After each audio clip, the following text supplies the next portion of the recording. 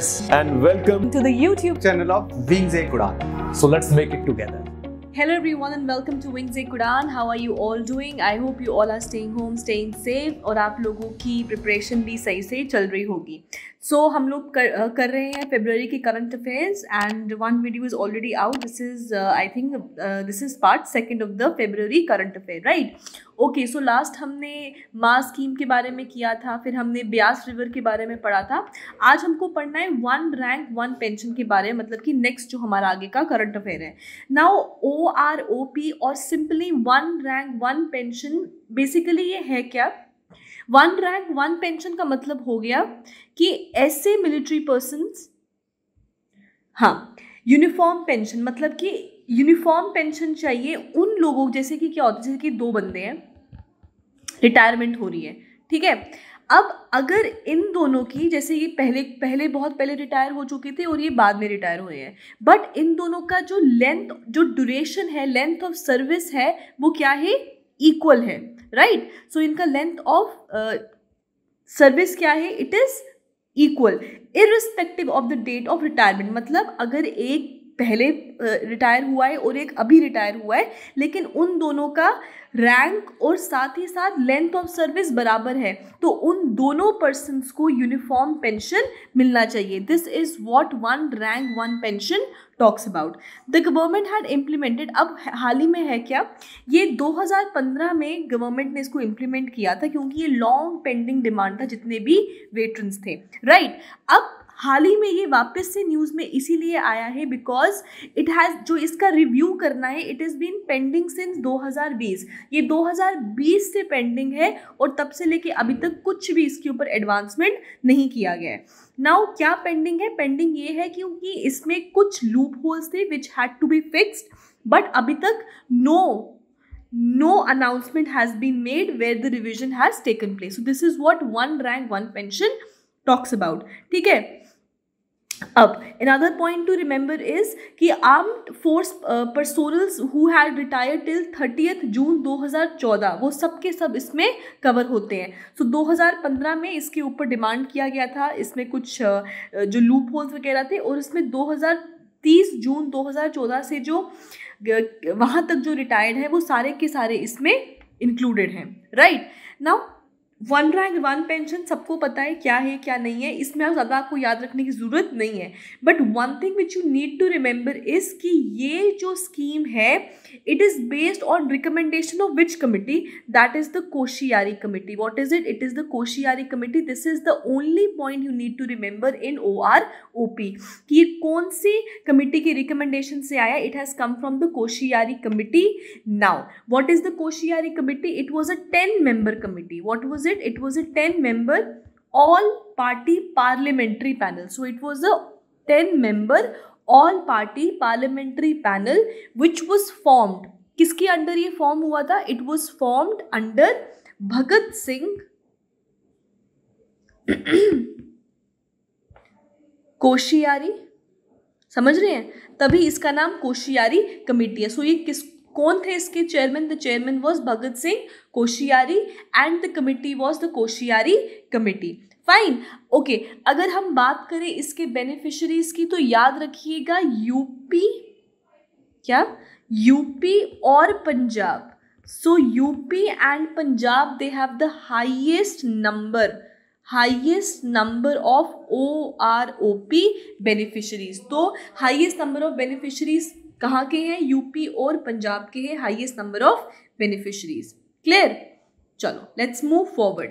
Okay, so the next yojana which we going to talk about is the Atal Bimit Vyakti Kalyan Yojana. So what is it? It is the Atal Bimit Vyakti Kalyan योजना, ठीक है. सबसे पहले हम बात करेंगे what is the scheme about. Okay, so about the scheme, ठीक है. पहले हम स्कीम के बारे में पढ़ते हैं. But it is given, okay, ये रहा. नाउ ये बेसिकली है क्या? It is a welfare measure which has been implemented by ESI. So it has been implemented by the Employees State Insurance Corporation. So ESIC या ESI उनके द्वारा ये implement किया गया है. What is it? Simple terms में याद रखिएगा, ये कैश कंपनसेशन है, इतना याद रखिए, it is a cash compensation जो इंश्योर्ड पर्सन्स को दिया जाता है when they have rendered unemployment, जब उनको अनएम्प्लॉयमेंट हो जाता है जिसके चलते उनको कैश कंपनसेशन दिया जाता है. One important point to remember is, okay, first of all the scheme was introduce इन 2018. सो किस में इंट्रोड्यूस हुई थी? 2018 में ये इंट्रोड्यूस हुई थी. And the scheme has been extended, क्योंकि पैंडमिक के टाइम पे इतने लोग अनएम्प्लॉयड हुए हैं कि अब जो ये स्कीम है, क्योंकि ये क्या है, अनएम्प्लॉयमेंट की कैश कंपनसेशन स्कीम है ना, अब इसको एक्सटेंड कर दिया गया है. इनिशियली ये 31/12/2020 तक थी रिलैक्सेशन इसका, अब इसको बढ़ाकर कितना कर दिया गया है, 30 जून 2021. ठीक है, शुरू कब हुई है? शुरू हुई है ये 2018 में. नाउ जैसा आई टोल्ड यू कि अब इसको बढ़ा दिया गया है. क्यों? क्योंकि 2020 में एलिजिबिलिटी क्राइटेरिया जो है रिलीफ को रिलैक्स कर दिया गया है because of the obviously ongoing pandemic. Now the payment of relief has been enhanced. कितना इनहैंस कर दिया गया है? इसको 50% बढ़ा दिया गया है. इनिशियली कितना था आपका? 25% था. सो 50% of the average of the wages, जो अर्लियर 25% था, अब उसको बढ़ा के 50% कर दिया गया है. Now, instead of relief becoming payable 90 days after unemployment, it shall become payable after 30 days. So, आपको 90 दिन के बाद जो अमाउंट पेएबल होता था, अब गवर्नमेंट ने इसको कम करके सिर्फ 30 दिन के बाद ही आपको रिलीफ जो है आपको पेएबल हो जाता है. ठीक है, so these are few point which you need to remember, क्योंकि it is a good scheme for all those people जिनका जो है अनएम्प्लॉयमेंट वगैरह जिनको झेलना पड़ा है. The insured person can submit the claim directly, और जो पर्सन है वो अपना पैसा कहाँ से लेगा? Because it is implemented by the ESIC. So directly वो ESIC के ब्रांच ऑफिस में जाकर वहाँ से अपना इसको क्लेम कर सकता है.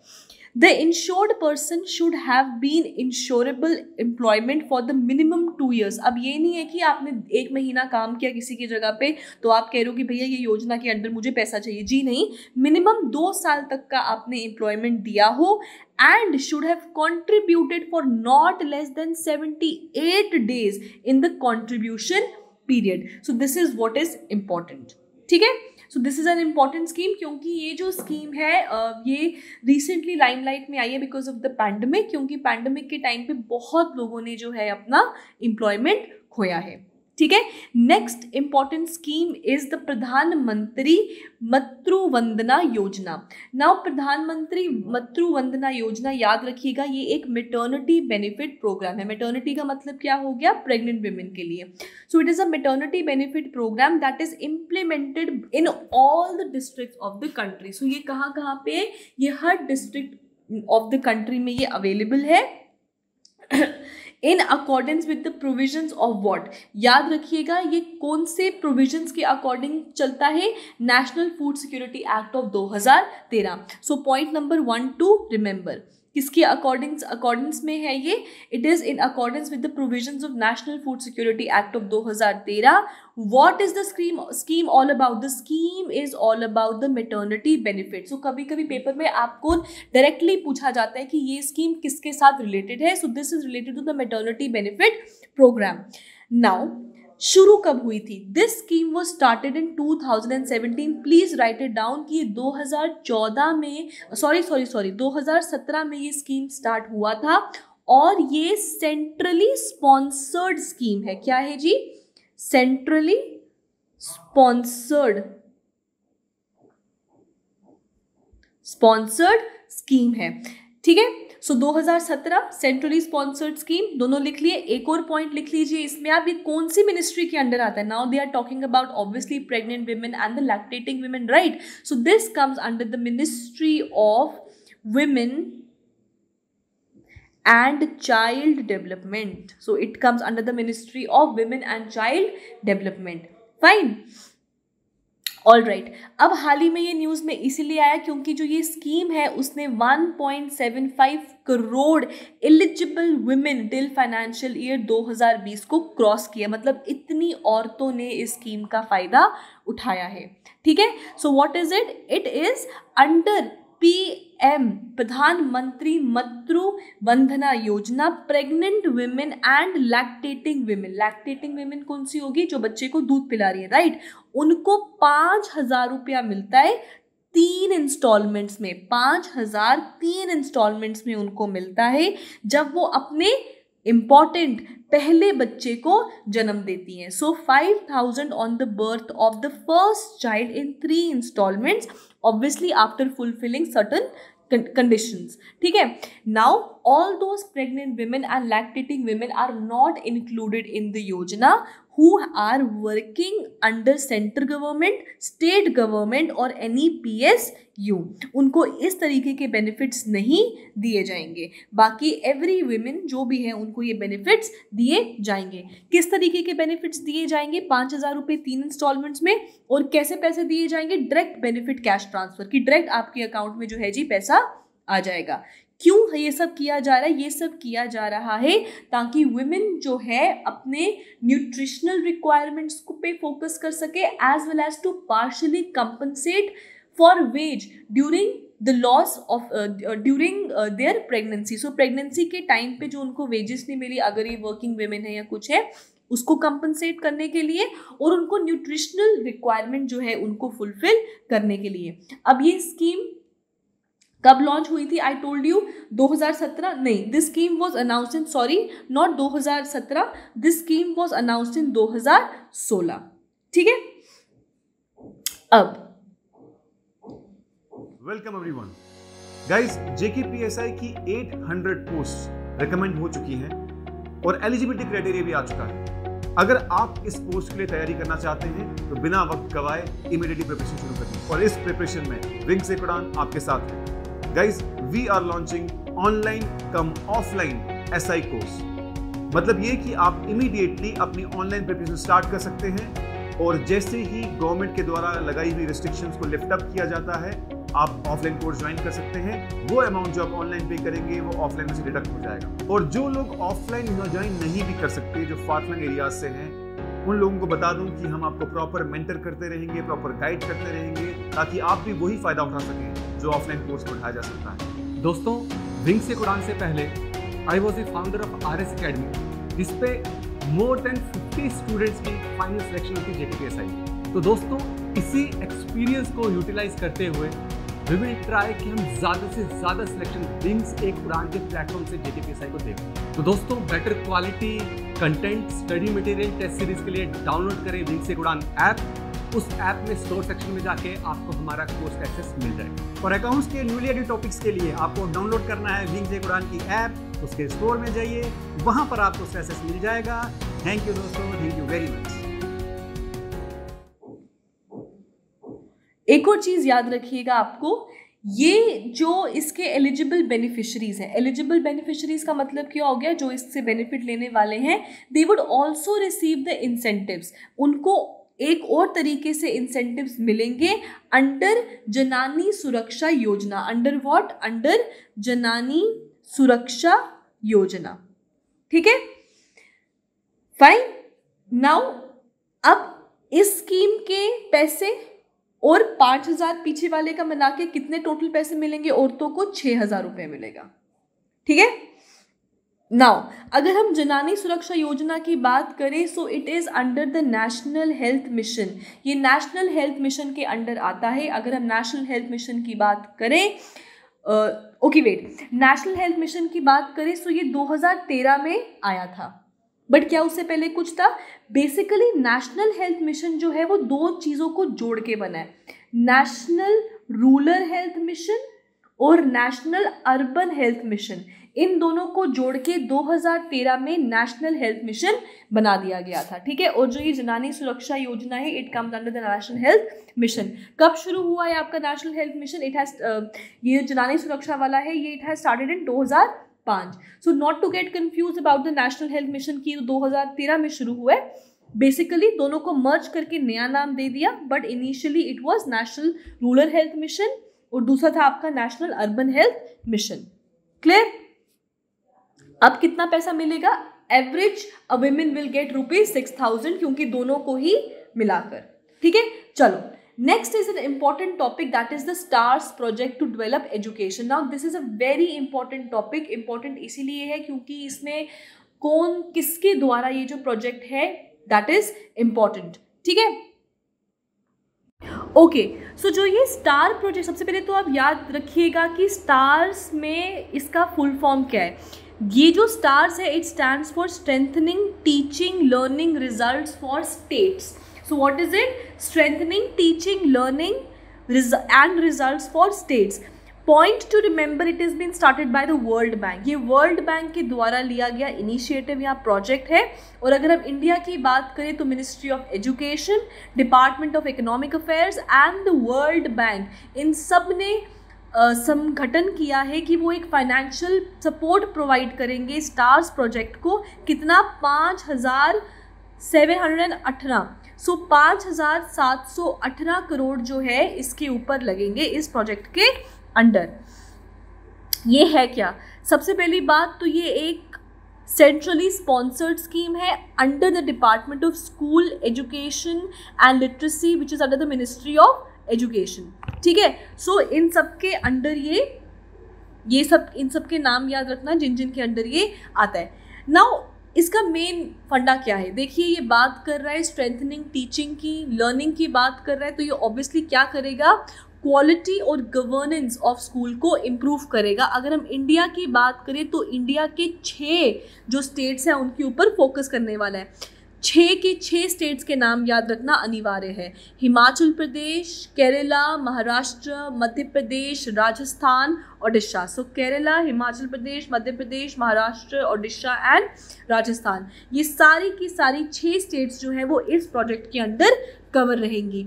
और इसके चलते 1.5 मिलियन स्कूल्स, जिसके अंदर 250 मिलियन स्टूडेंट्स और 10 मिलियन टीचर्स को इस प्रोग्राम के साथ बेनिफिट मिलने वाला है. ठीक है, इसमें क्या करने वाले हैं वो? एजुकेशन सर्विसेज के बारे में बात करने वाले, डिमांड्स क्या होती है उसके बारे में बात करने वाले, टीचर्स को बेटर ट्रेनिंग प्रोवाइड करने वाले हैं, इन्वेस्टमेंट के बारे में बात करेंगे ताकि जो फाउंडेशनल लर्निंग है क्लास 1 से लेके क्लास 3 तक वो अच्छे तरीके से जो है उनकी स्ट्रेंथन हो, ताकि बच्चे जो है वो अच्छे तरीके से अपना आगे का फ्यूचर बना सके. बिकॉज देखो, अगर आप पैंडमिक की बात करें तो पैंडमिक में because now everything is online, बच्चे घर बैठ के पढ़ रहे हैं, बच्चों का जो लर्निंग कैपेसिटी है और जो फाउंडेशन जो उनका होता है ना वो बिल्कुल हिल चुका है. Almost 80 to 90% of the students जो क्लास 3rd से नीचे हैं उनको अपने बेसिक लर्निंग्स भी भूल चुकी हैं. बेसिक लर्निंग्स का मतलब ये हो गया कि अगर हम मैथ्स की बात करें तो प्लस माइनस एडिशन सब्ट्रैक्शन ये चीज़ें भूल जाना. अगर हम बात करें लिंग्विस्टिक की तो जो उनकी कैपेबिलिटीज़ थी इनिशियली लैंग्वेज को पिकअप करने की वो ख़त्म हो चुकी हैं. फिर जैसे कि बेसिक चीज़ें वर्ड्स आइडेंटिफिकेशन करना, वो बच्चों का जो है बहुत ज़्यादा हैमर हुआ है ड्यूरिंग द पैंडमिक. ठीक है, okay. Now the project includes a contingency emergency response component. So इनके अंदर आता है CERC, that is contingency emergency response component, which is under the national component, which would enable it to be more responsive अगर कभी भी natural, man-made या health disaster आ जाता है. इसी के ही साथ it will help the government to respond to situations जब कभी भी किसी भी तरीके से learning खराब हो जाए, इंफ्रास्ट्रक्चर डैमेज की वजह से, इनएडिक्वेट फैसिलिटीज़ की वजह से, टेक्नोलॉजी नहीं होने की वजह से, रिमोट एरियाज़ में होने की वजह से, तो उन सब के साथ लड़ने के लिए भी CERC जो है ये कंपोनेंट लाइमलाइट में आएगा. ये फैसिलिटेट करेगा क्या? सबसे पहली बात categorisation of financing and utilisation of streamline financing. So basically ये सब काम पैसे से ही होता है. सो इन सब चीज़ों में पैसे का जो है पूरा का पूरा देखभाल यही करने वाला है. Now another point here to remember is the PARAK. What is it? It is PARAK. It is a major component which comes under the STAR project. So what does PARAK stand for? PARAK basically stands for Performance Assessment Review and Analysis of Knowledge for Holistic Development. ये इसका नाम जो है पूरा का पूरा याद रखना. What is it? It is Performance Assessment Review and Analysis of Knowledge for Holistic Development as a National Assessment Center. So ये इसका major क्या है? कंपोनेंट है. ये किस में इंक्लूड किया गया है? नेशनल एजुकेशन पॉलिसी 2020 में इसको इंक्लूड किया गया है, राइट? ओके, अगर हम स्टार प्रोजेक्ट की बात करें तो ये भी याद रखिएगा, जो स्टार्स है it is basically aligned with the objectives of national health policy 2020, जैसे ये परख है। सिमिलरली स्टार्स भी नेशनल हेल्थ एजुकेशन पॉलिसी जो 2020 में हमारी आई थी उसी के ही साथ अलाइंड है। इसी के ही साथ ये जो स्टार्स है, मतलब ये जो हमारा वर्ल्ड बैंक स्पॉन्सर्ड ये जो है, ये India which is going to participate in 2022 किस में पार्टिसिपेट करने वाला है? PISA. What is PISA? Programme for international student assessment survey. What is it? Programme for international student assessment survey. उसको भी ये प्रोजेक्ट स्टार्स जो है वो फंड करने वाला है। सो 2022 में इस कंपटीशन में या इस सर्वे में पार्ट लेने के लिए इंडिया को कौन फंड करने वाला है? स्टार्स प्रोजेक्ट ही फंड करने वाला है, which is again your world bank funded. ठीक है, इट वॉज इंट्रोड्यूस, ये जो पीसा है it was introduce by the OECD इन 2000। सो 2000 में इस तरीके की चीज़ जो है वो OECD ने इंट्रोड्यूस की थी। Am I clear? चलो, next is FSSAI caps trans fatty acids in food. Point to remember here is, पहले तो FSSAI है क्या? It is food safety and standard authority of India. उसने रिस्ट्रिक्ट किया है कि जो परमिसिबल अमाउंट होना चाहिए इंडस्ट्रियल ट्रांस फैटी एसिड्स का किसी भी फूड प्रोडक्ट में, it should be not more than 2% from 2022। ये याद रखना ज़रूरी है क्योंकि पहले 5% था, अब उसे कट करके 2% कर दिया गया है। ठीक है, सो 5% से कट करके 2% कर दिया गया है। Fine, one point to remember. Now another point to remember is what is industrial trans fatty acids? Industrial trans fatty acids वो होते हैं जिनको created in an industrial process। जब कभी भी इंडस्ट्रियल प्रोसेस के टाइम हाइड्रोजन को ऐड किया जाता है लिक्विड वेजिटेबल ऑयल्स में ताकि वो और ज़्यादा सॉलिड हो सके और उनका शेल्फ लाइफ बढ़े। शेल्फ लाइफ का मतलब जो कहते हैं ना एक्सपायर हो गया, सो एक्सपायरी की डेट बढ़ाने के लिए इनको यूज़ किया जाता है एज एन एडल्टरेंट। मतलब एडल्ट्रेशन, कोई ना कोई जो है उसमें चीज़ को ऐड किया गया है, प्योर फॉर्म में नहीं है। और ये जो एज एन एडल्टरेंट है इट इज़ चीप। चीप कहने का मतलब ये है, एक तो पैसा कम, दूसरी चीज़ it is the most harmful, they are the most harmful form of fats that can clog arteries, hypertension cause कर सकते हैं, आपको हार्ट अटैक्स क्रिएट कर सकते हैं, कार्डियोवेस्कुलर प्रॉब्लम्स भी क्रिएट कर सकते हैं। किस किस में प्रेजेंट होते हैं ये? आपके एडल्ट्रेटेड घी, जो आपका घी होता है उसमें ये चीज़ें मिलाई होती है ताकि रूम टेम्परेचर में वो जो है सॉलिड फॉर्म का हो जाए। ठीक है, सो अब इन्होंने क्या किया है, इन्होंने बोला है कि इंडस्ट्रियल ट्रांस फैटी एसिड्स जो है वो फूड प्रोडक्ट्स में 2% से ज़्यादा अलाउ नहीं किया जाना चाहिए। कहाँ से कहाँ तक? पहले 5% था, अब उसको 2% कर दिया गया है, राइट? चलो, now the year 2020-2021, this is actually 2020 की बात करें सो इट इज़ बेसिकली ये जो पूरा साल है ना आपका पैंडमिक में ही निकल गया, अभी का भी ऑलमोस्ट निकल ही चुका है। बट ये जो 2020 है ना, it has been an year of diseases. इसमें इतनी चीज़ें आई हैं, आपका नीपा वायरस, आपका जीका वायरस, फिर आपका ये एबोला वायरस आ गया। ठीक है, सो ऑल दीज डिजीज़ हैं ये बहुत ज़्यादा इस बार लाइमलाइट में रही है। अगर हम बात करें इबोला वायरस की तो फरवरी के महीने में Ebola was diagnosed in democratic Republic of Congo. So recently का मतलब हो गया, क्योंकि ये फेब के करंट अफेयर तो हम फेब की बात कर रहे हैं। However now this is February now, however June 2021, जब मैं जून का पढ़ाऊंगी तब कवर कर दूंगी, लेकिन अभी बता रही हूँ ताकि आप कंफ्यूज ना हो। जून 2021 में WHO ने डिक्लेयर किया जो इबोला आउटब्रेक है which started in February 2020 is over. So कब बोला? WHO ने बोला कि जून में जो फरवरी में आपका इबोला वायरस का ये आउटब्रेक हुआ था आपका कॉन्गो में, नाउ इट इज ओवर। और इसी के साथ WHO ने in its list of 10 threats to global health, क्या WHO की list of 10 threats to global health, 2019 उसमें भी इबोला वायरस को ऐड किया था। सो ये कोई छोटी मोटी चीज़ नहीं है, ठीक है। चलो what is Ebola virus? Ebola virus को हम फॉर्मली कहते हैं इबोला हीमोफेरेगिक फीवर, जो एक सिवियर फीवर है और साथ ही साथ it is highly fatal. Fatal मतलब कि जानलेवा भी है। It is transmitted to people from wild animals and spread in the human population through human and human transmission. So basically जो इबोला है वो क्या है? It is a zoonotic disease. So what is it? It is a zoonotic disease. Zoonotic disease ये होती है, it is a disease that is passed into human population from an animal source.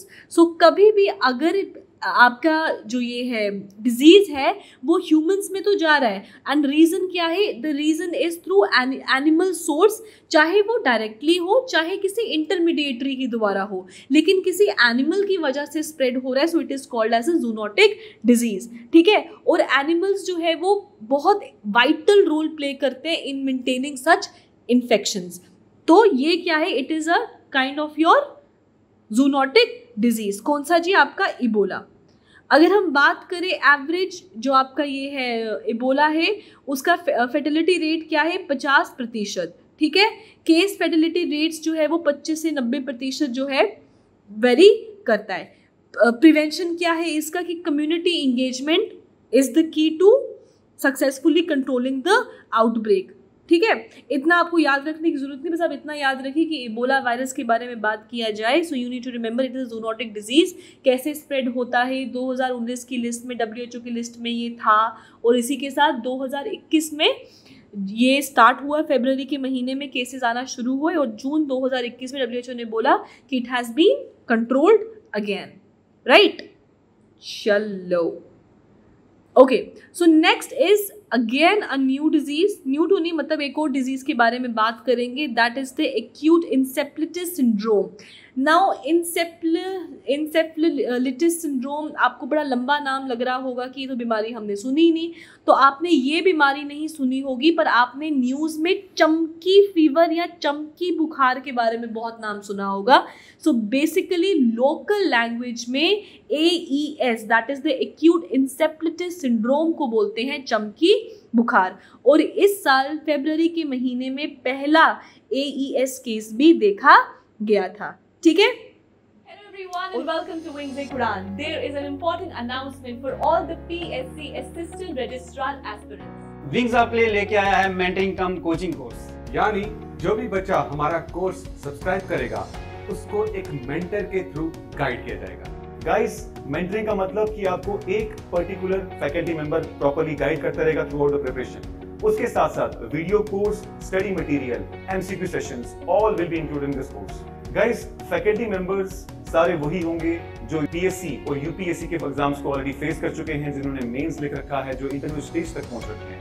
So all those people who are guiding you have already been through this exam. ये course Wings लेकर आ रहा है north India की सबसे बड़ी app पे, दुरीना app. और उसके बाद इनिशियली 2019 में भी ये लाइमलाइट में रहा, बहुत बच्चों की जान चली गई थी, मोर देन 150 जो बच्चे थे इससे मरे थे।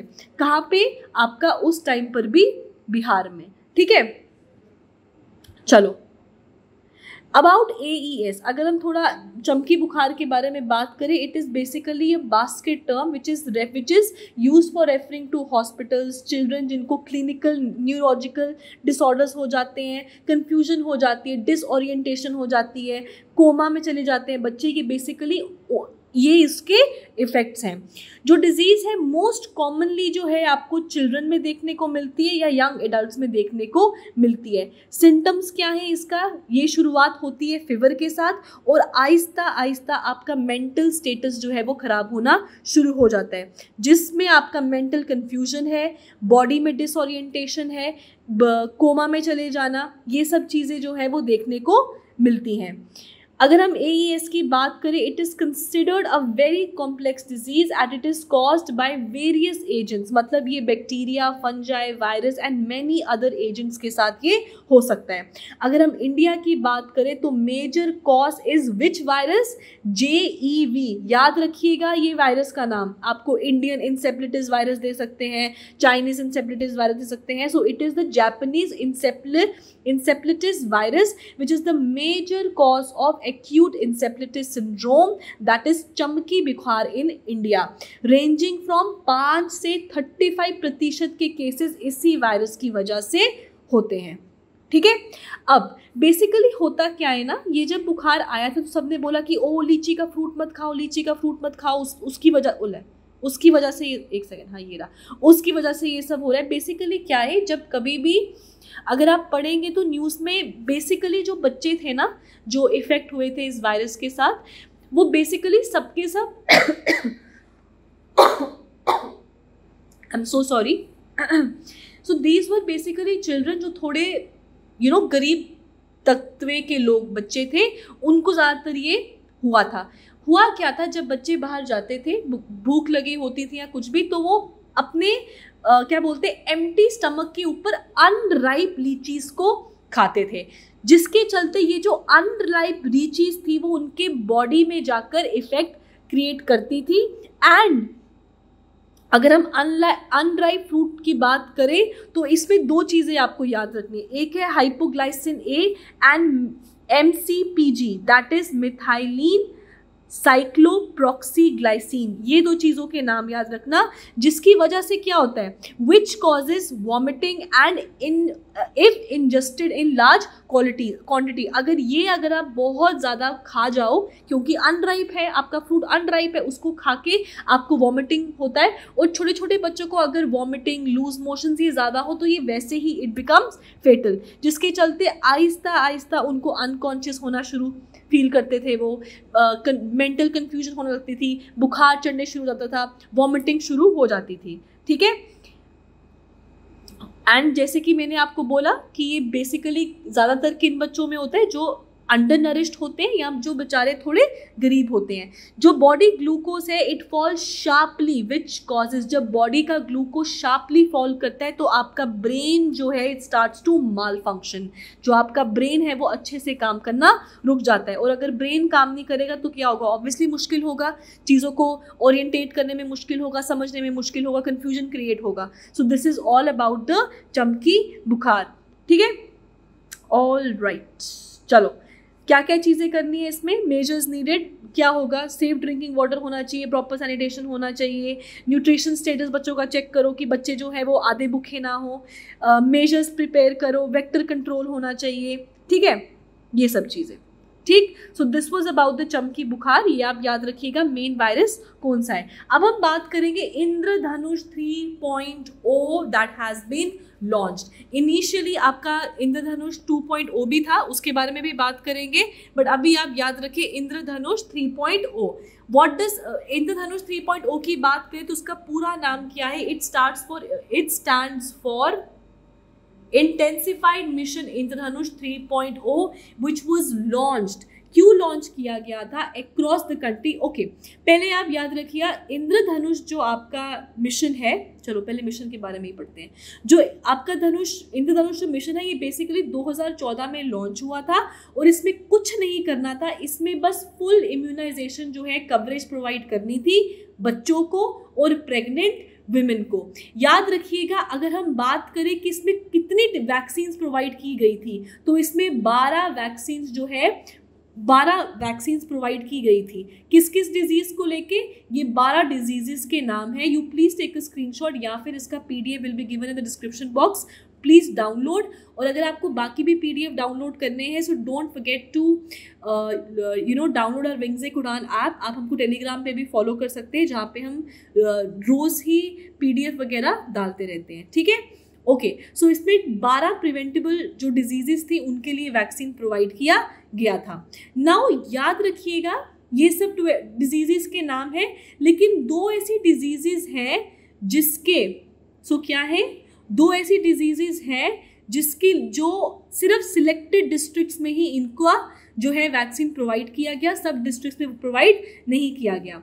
सो मिशन इंद्रधनुष के चलते 12 वैक्सीन प्रोवाइड किया जाता है, जिसमें 2 ऐसी वैक्सीन हैं जो सिलेक्टिव डिस्ट्रिक्ट्स में ही होती हैं। कौन कौन सी है जी? 2 आपकी वैक्सीनेशन वो है, एक तो Japanese encephalitis and haemophilus influenza type B. इन 2 के नाम आप याद रखिएगा, ठीक है। Now after the success of your mission Indradhanush, इसके बाद आपका मिशन आपका IMI 2.0 को लॉन्च किया गया, which was a nation wide immunization drive, जिसमें बेसिकली मार्क किया गया था 25 years of what? Polio program. So pulse polio program के 25 साल को मार्क करने के लिए इसको लॉन्च किया गया था, ठीक है। It actually aimed to achieve at least 90% of pan India immunization coverage by 2022, ठीक है। सो ये क्या था आपका 19-20 में ये लॉन्च किया गया था आपका IMI 2.0, और हाल ही में आपका लॉन्च किया गया है क्या? IMI 3.0, obviously after the Covid pandemic. इसके बाद इसके काम को और ज़्यादा बढ़ा दिया गया है, ठीक है। ओके, अगर हम इम्यूनाइजेशन प्रोग्राम की बात करें इंडिया में, तो ये इंट्रोड्यूस हुआ था 1978 में। By who? By the ministry of health and family welfare. Health and family welfare ने 1978 में इम्यूनाइजेशन प्रोग्राम जो है इंडिया में लॉन्च किया था, और 1985 में, सो 78 में लॉन्च किया गया था, और 85 में जो प्रोग्राम था उसको मॉडिफाई किया गया था as UIP, that is universal immunisation programme. So 1978 में क्या था? Immunisation programme. 1985 में क्या बन गया? Universal immunisation programme. Indradhanush mission 2014, 12 preventable diseases के लिए वैक्सीन। इसकी सक्सेस के बाद IMI 2.0 19 से लेके 20 तक 25 साल पल्स पोलियो के मार्क करने के लिए हुआ था ये।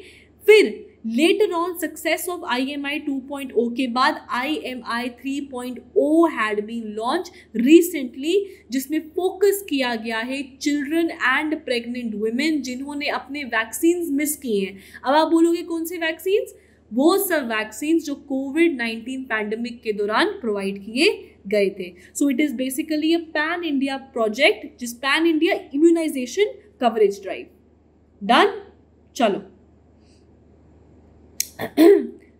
Okay, so next is the Corruption Perception Index 2020. Now Corruption Induction Index की बात किया जाए, it is prepared by who? Prepare किसके द्वारा किया जाता है? That is important. That is a Transparency International. So Transparency International ने prepare किया है आपका Corruption Perception Index 2.0. What is Corruption Perception Index? Oh, क्या हो गया? ये रहा 17 था ना पेज? हाँ। So, हाँ, okay, here it is. Okay, so अगर हम करप्शन परसेप्शन इंडेक्स की बात करें, so it has become a benchmark gauge of perception of corruption and is used by analysts and investors. So it has become a benchmark gauge जिसमें क्या है आपके analysts और investors हैं. The index is also based on expert opinions. इसमें आपके expert opinions होते हैं, आपके public sector corruption के बारे में बताते हैं, फिर government leaders के बारे में बताते हैं, ये सब चीज़ें. Not to remember, एक आपको बस इतना याद रखना है ट्रांसपेरेंसी इंटरनेशनल के बारे में. और एक और चीज़ याद रखिएगा, इंडिया हम जो है इट रैंक्स 180 जो आपका ये इंडेक्स जो है उसमें कितने हैं जी? 180 कंट्रीज जो है उसमें इंक्लूड किए जाते हैं, और स्केल ऑफ 0 to 100 में आपको नंबर दिए जाते हैं. अगर आपको 0 मार्क्स मिले मतलब कि आप हाईली करप्ट हो, और अगर आपको 100 नंबर मिले मतलब आप बिल्कुल क्लीन है. ठीक है, तो इंडिया क्या लगता है, क्लीन है कि करप्ट है? हाँ, आई एम श्योर सबको आंसर पता है बट कोई बोलना नहीं चाहता. सो जो आपका इंडेक्स है उसी के नंबर पे देख लेते हैं हम कहाँ पे हैं. हम जो हैं वो 86 जो है हम स्लिप किए गए हैं 6 places to 86 position this year. So हम 86 पोजीशन पे आते हैं इस साल, और अगर हम इंडिया के स्कोर की बात करें, it is below the average score of the Asia Pacific region and global average. ठीक है, सो यहीं से ही सब कुछ पता चलता है। इंडिया का अगर हम ओवरऑल स्कोर की बात करें, it is also 2 point less than China which is docked at 78th position. Overall best और वर्स्ट परफॉर्मेंस की बात करें, सो अगर हम बेस्ट परफॉर्मेंस की बात करें, it is New Zealand and Denmark, जिनको 88 मार्क्स ईच दिए गए हैं। और अगर हम सबसे थर्ड क्लास परफॉर्मेंस की बात करें, सबसे एंड वाले हैं, that is south Sudan and Somalia, जिनको 12 नंबर देके फेल किया गया है। ठीक है, corruption and COVID-19. Now, the latest edition of the CPI highlighted the impact of corruption on government after the COVID-19 pandemic. ठीक है, सो इस बारी जो भी इन्होंने परफॉर्मेंसेस देखी है उसमें COVID-19 का भी इम्पैक्ट जो है वो काफ़ी ज़्यादा देखा गया है। और कौन से सेक्टर में, आपके हेल्थ केयर की बात करें, उन सबके सेक्टर में।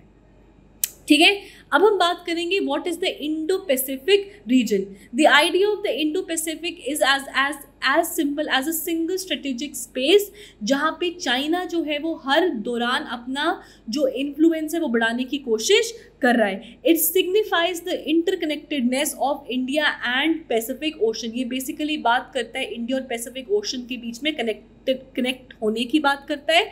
और साथ ही साथ इंडो पैसिफिक सिर्फ कनेक्ट नहीं होना चाहता, इम्पॉर्टेंस जो दी गई है that is on security and commerce as well. इसी के अलावा मेंटेन करना regional stability, stronger ties with US. अभी हम यूएस की इसीलिए बात कर रहे हैं क्योंकि यूएस ने बोला है कि इंडो पैसिफिक रीजन में इंडिया हमारा सबसे बेहतरीन पार्टनर है। सो इसीलिए हमको यूएस से अच्छे टाइज बनाने चाहिए, लॉन्ग टर्म विजन रखना चाहिए। चाइना का जो इन्फ्लुएंस है इंडियन ओशन में बढ़ता जा रहा है और वो हर एक अपने कोई ना कोई प्रोजेक्ट लेके आता है जिसकी वजह से इंडिया की को थ्रेट हो सकता है। ठीक है,